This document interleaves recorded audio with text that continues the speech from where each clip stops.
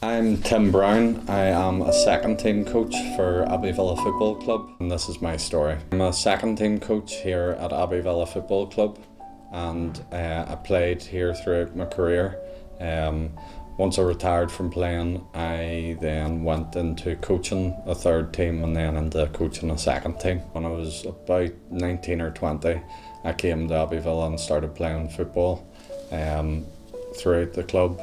Was here for a number of years until I was 36 when I stopped playing and went into coaching and started off coaching at the third team senior level.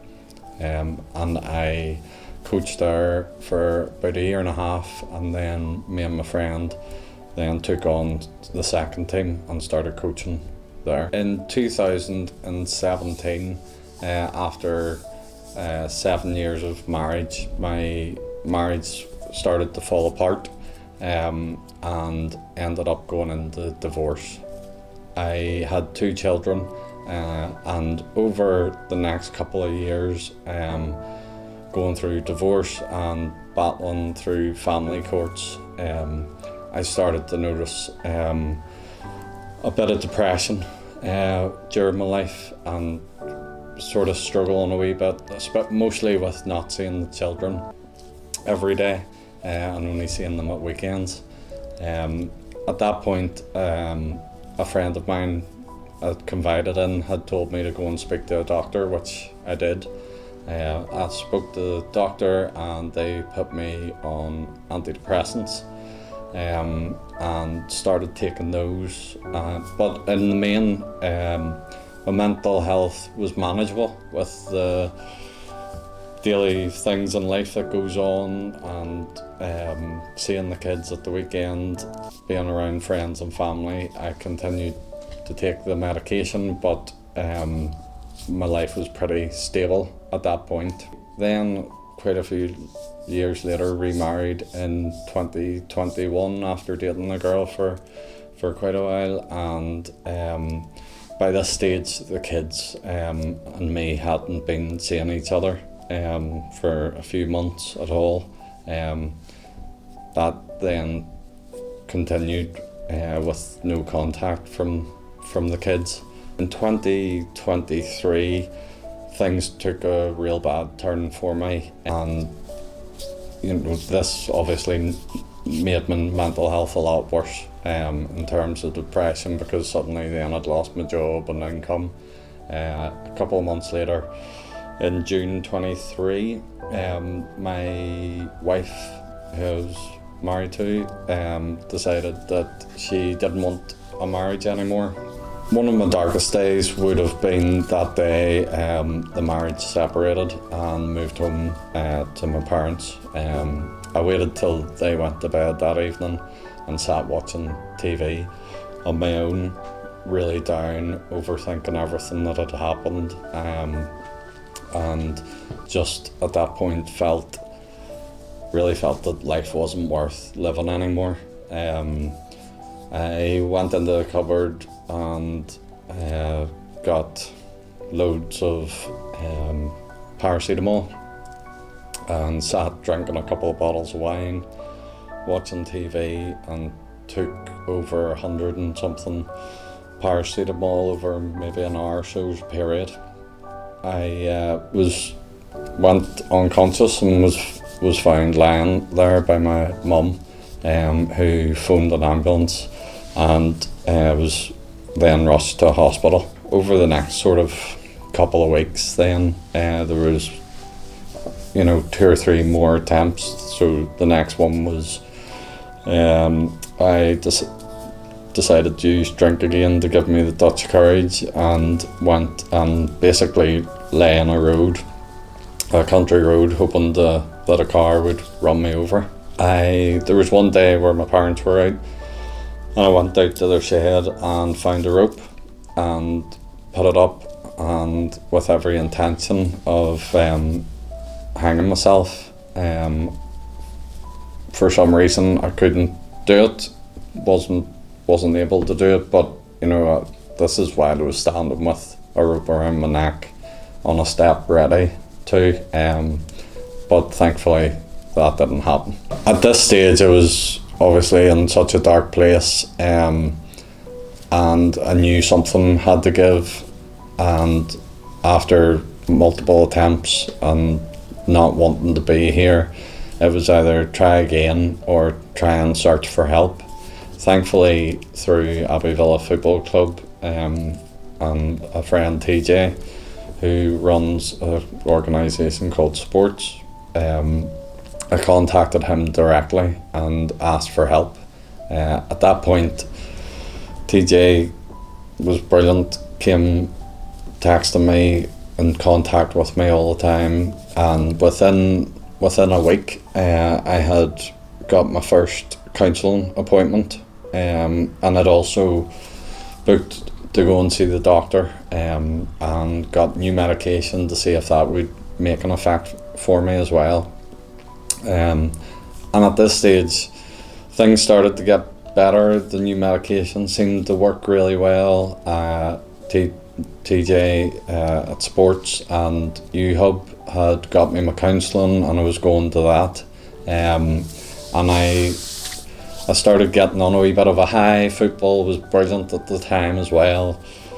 We're winning games, so life was quite good. And then I met a girl who was really nice, started dating each other, so everything seemed really, really good at that stage. And sort of for the next couple of weeks I was on such a high, thinking, you know, my life's really changed here, it's changed for the better, the counselling's working, the tablets are working, I've a new person in my life, things are great. Unfortunately, what I did do then was I decided myself to take myself off the tablets because I thought I was better. And that was fine for the first couple of weeks, until slowly the tablets start wearing out of your system. And because things were still okay, and I didn't realise the tablets were starting to stop working, but I still felt okay at the time, I decided to stop going to counselling as well, thinking things were brilliant. I was dating a really nice girl. I was happy again. I had a smile back on my face. Football was going really well, and all seemed good at that point. Then probably the darkest sort of period of my life happened.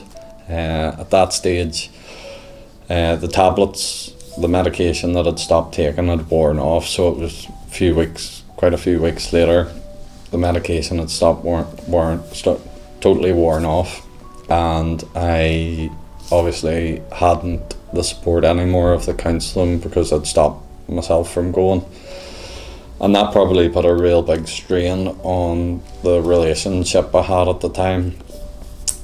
I started drinking probably a bit at that period to sort of numb the pain and try and take a wee bit of the pain away, but it didn't, and eventually things got really bad. So at this stage, the darkest sort of period then was obviously the medication had stopped working. I'd taken myself away from the counselling. I was using alcohol as a crutch. The relationship that I was in broke down, and we obviously separated, and things just really started to pile on top of me at this stage. Just everything from the past marriages, the kids, you know, just how I felt in general was just so dark at that period. I basically was in my parents' house,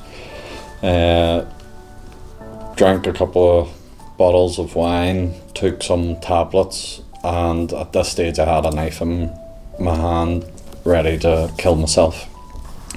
I'd sort of decided I wanted to say something to my parents and my friends and my kids, So I decided to go on Facebook and I put a message out to say basically goodbyes and thank yous and how much I loved people. The girl that I had been dating must have seen the message, and next thing she was at the door.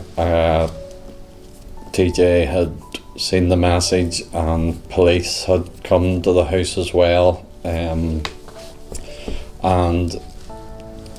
this girl basically was able to eventually talk me down after sitting in the house for quite a number of hours, sort of ready to just finish it. Just didn't want to be here whatsoever. Again, none of this was looking for sympathy or anything like that. It was just I just felt like life was over. It wasn't worth living anymore. At this stage I'd been in counselling for a few months. My counsellor Lillian had done so much with me, learnt coping mechanisms and strategies to help me on the days where I was feeling low, and which I still use today. I started using them on the low days, and the more the weeks and months went on, things started to progress, that I could eventually start to see light at the end of the tunnel. So at this time football was starting to become really good. We just won the league and we were in the final of a competition which we won, so 2 trophies in a year, unbeaten. Football wise, life was brilliant, and things were really turning a corner for me. I'm pretty much living proof that through sports and Uhub that you can be in the worst place in your life and not want to be here, and with their help and guidance and the mechanisms that they can give you, that can change your life for the best. Now I am looking to help people myself, and I've just enrolled in a level 2 and 3 course to become a counsellor myself. I would appeal to anyone who is struggling with mental health. If you need help in any way, shape or form, contact Sports and Uhub. They have changed my life, and if it wasn't for them, I wouldn't be here today.